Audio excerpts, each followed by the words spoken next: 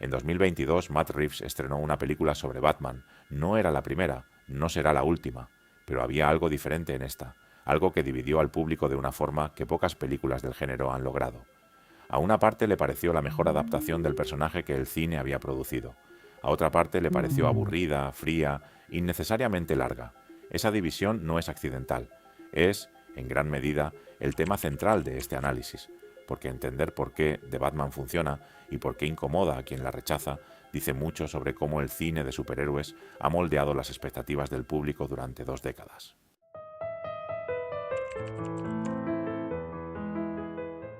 The Batman presenta a un Bruce Wayne que lleva apenas 2 años operando en Gotham. No es el héroe terminado, no es el estratega calculador que todo lo anticipa, es alguien que todavía está aprendiendo qué significa lo que hace y que lleva ese peso de una forma que el cine raramente se había atrevido a mostrar.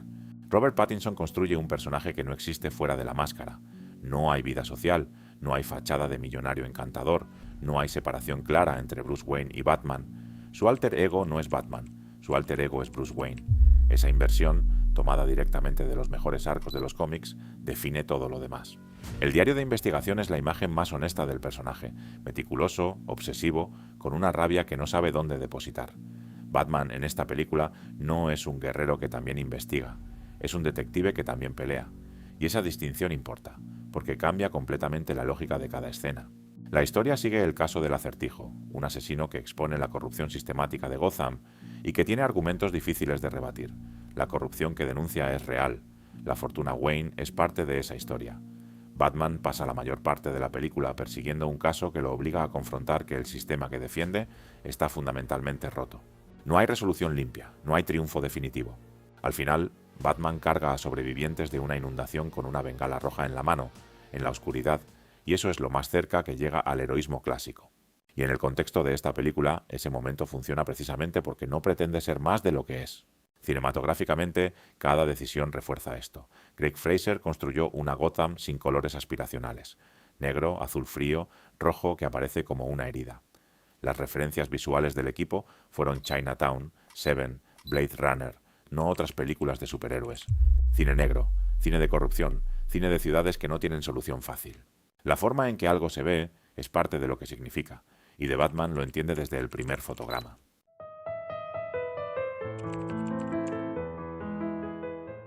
Para entender qué hace diferente a The Batman, vale la pena mirar con detenimiento la versión que el público considera el estándar, el Batman de Christian Bale. El Bruce Wayne de Bale es carismático, sale a eventos, aparece en público, mantiene la fachada del millonario excéntrico con una naturalidad que nunca se siente forzada. Tiene amigos, tiene presencia social, tiene una vida que existe independientemente de la máscara. En términos de entretenimiento, eso funciona, es un personaje agradable de ver en pantalla. Pero hay algo que esa construcción hace sin que sea muy evidente, convierte a Bruce Wayne en un tipo de héroe que Batman nunca fue en los cómics. El Bruce Wayne de Bale tiene más en común con Tony Stark que con Bruce Wayne. Es el millonario brillante que usa su fortuna y su inteligencia para construir tecnología impresionante y resolver problemas con recursos. Hay escenas en la trilogía que podrían compararse directamente a una película de Iron Man sin que nada cambiara. Batman en esa trilogía es, en gran medida, un hombre con equipo muy caro. Y eso deja fuera algo fundamental, la psicología. El Bruce Wayne de los cómics no es un hombre que aprendió a canalizar su trauma de forma productiva. Es alguien que nunca procesó ese trauma, que construyó una identidad entera alrededor de él, y que usa esa identidad para darle algún sentido a algo que no lo tiene. La trilogía de Nolan prefirió al héroe funcional, y durante años esa fue la versión que el público internalizó como correcta.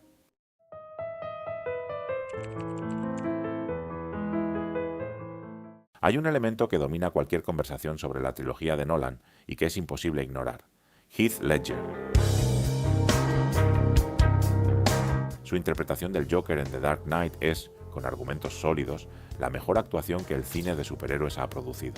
Es un personaje construido con una coherencia interna absoluta, con decisiones físicas y verbales que no se parecen a nada anterior, con una presencia que transforma cada escena en la que aparece. Ledger ganó el Oscar de forma póstuma, y ese reconocimiento fue completamente merecido. El problema no es el Joker, el problema es lo que el Joker le hace a la percepción de la película completa. Cuando una actuación de ese nivel existe dentro de una obra, tiende a elevar la percepción de todo lo que la rodea.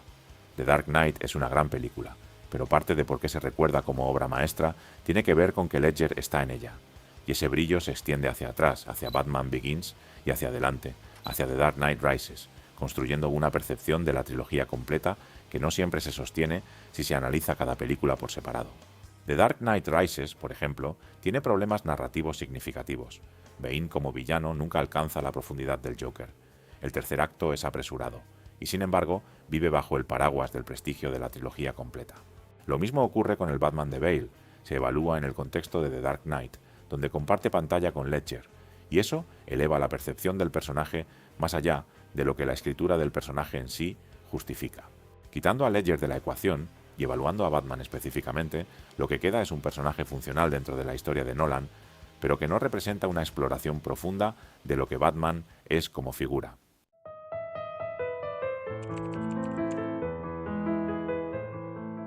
Cuando alguien dice que The Batman le aburrió, o que no le gustó el Bruce Wayne de Pattinson, o que la película es demasiado larga y demasiado oscura, generalmente no está equivocado sobre lo que sintió. Está describiendo con precisión lo que la película es. El problema es la expectativa con la que llegó a verla. Durante más de una década, el cine de superhéroes dominante ha entrenado al público para esperar ciertas cosas.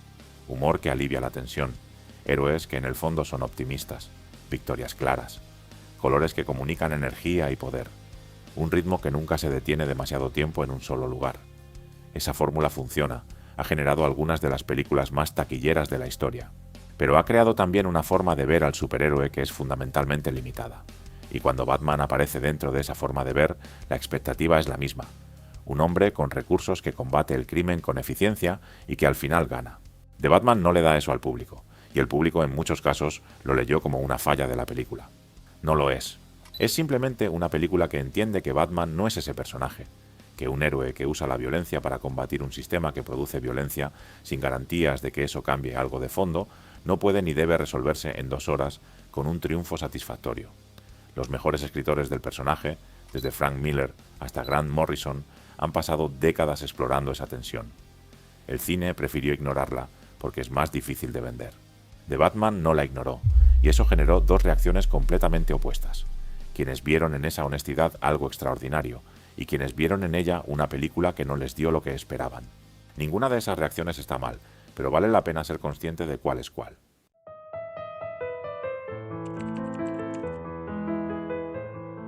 Batman fue creado en 1939, y desde el primer número la descripción del personaje era clara: el detective. No el guerrero, no el símbolo de poder, no el millonario con gadgets, el detective.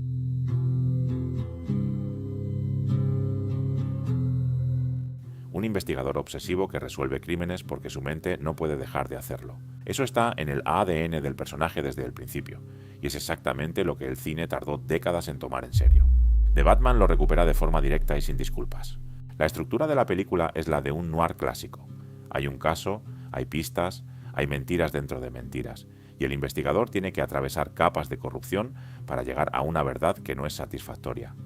Batman no llega a las escenas del crimen a golpear gente, llega a leer la evidencia, a construir conexiones, a entender al asesino antes de poder enfrentarlo.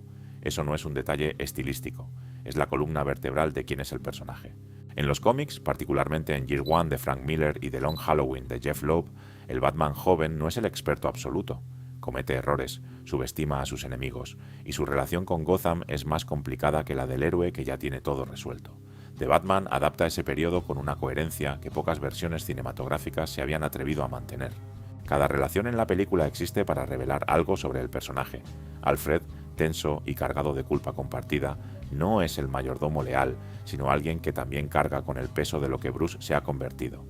Gordon, que trabaja con Batman desde la desconfianza porque no le queda otra opción, construye una dinámica que en los cómics tarda años en consolidarse y que aquí se siente ganada. Y el Acertijo como espejo completa el cuadro. No es un villano que quiere poder, es alguien que creció en las mismas instituciones que se supone Batman defiende y que las vio fallar desde adentro. Su rabia tiene una lógica que Batman no puede simplemente ignorar. Esa incomodidad moral es característica de las mejores historias del personaje, y es la razón por la que el final de la película no se siente como una victoria, porque no lo es, y Batman por primera vez en el cine lo sabe.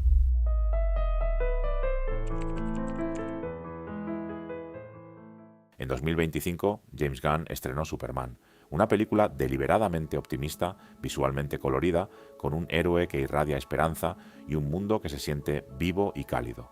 Es una dirección artística clara, comprometida y coherente con lo que Gunn ha declarado que quiere para su nuevo universo DC, héroes que inspiren, mundos que tengan luz. Y The Batman no tiene lugar en ese universo, no porque sea mala, sino porque es fundamentalmente incompatible con él. Matt Reeves y Robert Pattinson seguirán desarrollando su versión del personaje de forma completamente independiente del DCU de Gunn. Son dos universos separados, dos visiones que no buscan conectarse. Y esa separación, que podría leerse como un problema de fragmentación de franquicia, en realidad dice algo mucho más interesante sobre lo que The Batman es. Un Batman que funcione dentro del universo de Gunn tendría que ser otro. Tendría que tener la calidez suficiente para coexistir con un Superman que sonríe. Tendría que operar en un mundo donde la esperanza es la tónica dominante. Sería inevitablemente un Batman más accesible, más integrado, más dispuesto a ser parte de un equipo colorido que salva el mundo. El Batman de Pattinson no puede hacer eso, no porque Reeves no quisiera, sino porque ese personaje, construido desde la fractura, desde la oscuridad como argumento, desde Gotham como una ciudad que no se puede salvar del todo, no sobrevive al trasplante. Ponerlo en el mundo de Gunn sería destruir exactamente lo que lo hace funcionar. Y eso es la mejor validación que The Batman puede recibir. Una película que encaja en cualquier universo no tiene una identidad lo suficientemente fuerte. The Batman tiene una identidad tan específica, tan comprometida con su propia visión, que resulta literalmente incompatible con la versión más optimista del mismo medio. No es una debilidad de la película, es la prueba de que sabe exactamente lo que es. El cine de superhéroes colorido y el Batman de Matt Reeves no pueden ocupar el mismo espacio. Y la razón es simple. Uno de los dos está dispuesto a vender lo más posible, y el otro no. The Batman es una película incómoda por diseño, larga por necesidad, oscura por argumento. Es la adaptación más fiel que el personaje ha recibido en el cine, no porque reproduzca historias específicas de los cómics, sino porque entiende qué tipo de figura es Batman en su núcleo y tiene el compromiso de llevarlo hasta sus consecuencias. Que eso divida al público no es una falla, es la confirmación de que la película sabe exactamente lo que quiere ser.